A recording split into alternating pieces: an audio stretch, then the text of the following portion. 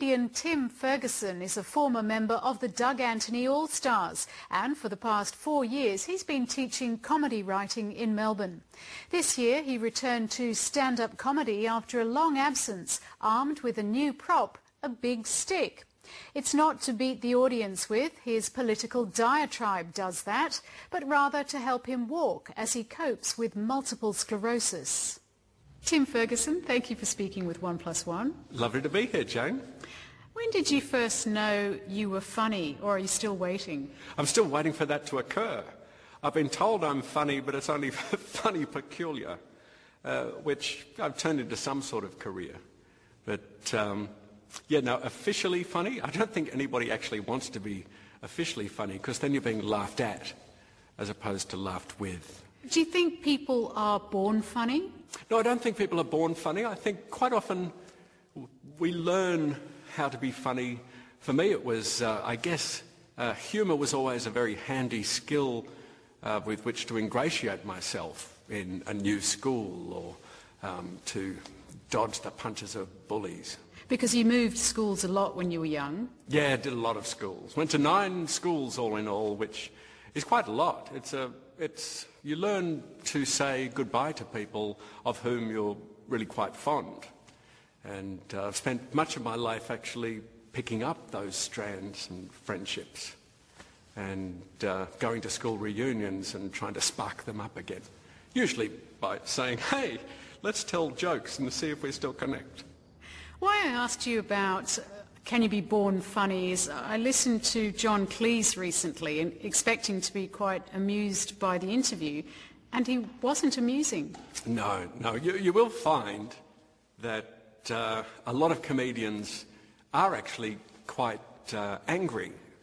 People will say, oh, comedians are depressed, but depression by and large is just unresolved anger.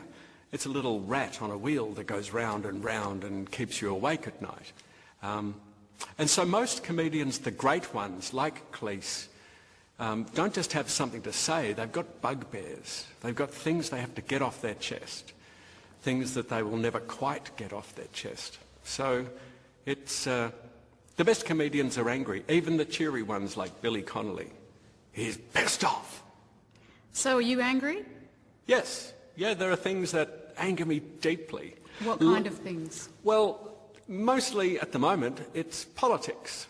And not so much the politics of my political enemies, who are the knuckle-dragging, right-wing guys with bad haircuts who own a lot of stuff. Of course, I pity those because they had bad potty training and got forced to go to Scotch grammar. And that's going to ruin anybody. The people who really drive me nuts are the people with whom I agree. The Greens are at the pinnacle, the pointy end of my fury. I cannot believe how they are screwing up left-wing politics. The Greens, you've started me now, the Greens tell us that they're not socialists and have a whole bunch of policies that are clearly, obviously, and maybe positively socialist. But they know that socialist is a dirty word, so they say something else. They say we're green, which is like, pick another colour. They're purple, they're this, they're that. They drive me nuts because they're not any good at being left-wing. If you're angry with your political friends, so to speak, how does that, apart from performing in stand-up, how does that manifest itself when you watch the television at the moment? Do you want to throw something at the screen? Usually my day begins by flicking on the television and shouting. I have about 10 minutes of shouting at the screen, depending on what's going on. And I find after that, I'm really quite happy to go on happily with the rest of my day. I'll occasionally dash off an article, which will confound, the lefties, who I think are starting to assume I'm some sort of right-wing zealot. But really, I figure the best way to help the people that you agree with is to keep testing their arguments and poking the holes in it. You said a little earlier you've got to test their arguments. At the moment, we've got quite a few arguments going on in the country. Why do you think the government, for some reason, has not been able to get their policies through? And it doesn't seem to have anything to do with having a hung parliament. Because, Jane, they don't believe in them. The carbon tax is something that Julia, God love her, and she's in a terrible place, which is, the lodge. It's a very difficult building to live in. She doesn't believe in it. She said she doesn't believe in it. She said she wouldn't introduce it. But of course she has to because of these ridiculous green people who are actually, they're the purples. Green is the colour of, putrefaction. So it's because they don't believe in them. And you have the left faction and the right faction who don't agree with each other on anything. So that's the core of the problem. You've written a manual about comedy. Is there always an easy formula for comedy? No, God, there's no easy formula. The book I've written, The Cheeky Monkey, is about the principles of comedy. When I started looking at these, of course, they're right there. And they're principles everybody knows, but it's a bit like Dolly Parton in Steel Magnolias. We know the principles of comedy in our heart, but not in our heads. And so I've just written a book which helps the writers of anything on the screen understand comedy in their head, in their little easily distracted heads. Because you don't like screenwriting in this country, do you? I think it's in an appalling state. It has been for usually because the screenwriters themselves don't understand what comedy is. They're unaware that comedy has principles. And so particularly through the Howard era, they just brought out these bleak stories that basically were proving that Australia is, a terrible place where just terrible things happen. And you may not even have heard of the films because they all sank without a trace, because people like to go to the movies, sure, to learn and maybe to experience mimetically things that are dark, but without balance. Without the two masks, the laughing mask and the crying mask, operating together, you not only don't have a story, but you don't have a mood. You won't make people cry if all you're doing is setting out to make them cry. If you have a little sprinkling of humour, all of a sudden you get under their skin. Why did you choose to go into teaching when you had at least one great career? There's probably two in there. Is that a specific goal in your life that you want to impart knowledge? How did that come about? Well, I love teaching, Jane, but I'd never even considered it until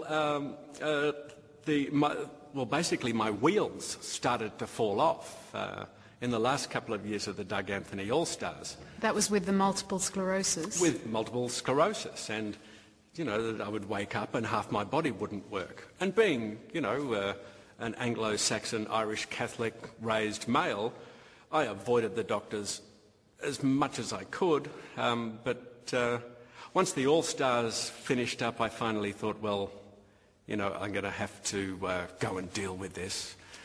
And I managed to, stay a step ahead of MS for a long time. But these days my left leg drags. I look like Quasimodo walking down the street. So I really thought I'm going to have to come up with something that can see me through until I'm 80. And this teaching of comedy to screenwriters just was a perfect fit. I love doing it. And also, there's no point in me having an argument with the older screenwriters. I just want to change all the new ones, which is, that way I don't even have to ask permission of these crusty people who just want to make people weep. The MS, you said in the early days that it was something that was there but not very frequently. Is it something that in any way dominates your life at the moment? I like to look at it, Jane, as a passenger. And I don't mind having a passenger, an annoying passenger, but I refuse to let this passenger drive anything or make any choices. The one thing MS can't affect in your brain is willpower. And so I refuse to allow it to stop me from doing the things I want. Now, sure, I can't go on a dancing tour, interpretive dance, which of course is my calling. But I can do pretty well anything else. I've got a live show coming up which is called Carry a Big Stick, because I carry a very large stick. So that's kind of fun. So I'm doing stand-up and writing a novel and doing a movie and teaching a whole new generation of writers how to write properly. And that's fine by me. And the fact that on some days it's harder to get out of bed, or, something will go wrong, or I wake up and I'm cross-eyed, being cross-eyed is okay. I'm a comedian. It's not really that much of a problem. Now, there are people who have a lot harder time with MS, and they've got this kind of MS called secondary progressive, and it can be just like a freight train, and it just comes in and, smashes everything. I've got the other kind, which is repeating, remitting, which repeats and remits. I mean, it comes and it goes. Oh, I'm using jargon. You get what I mean. So I figure everybody's got something, and we all have willpower, so we just go with the willpower and see how far it gets us. Tim Ferguson, it's been a pleasure speaking with you. Thank you. Oh, Jane, it's been such a pleasure talking to you.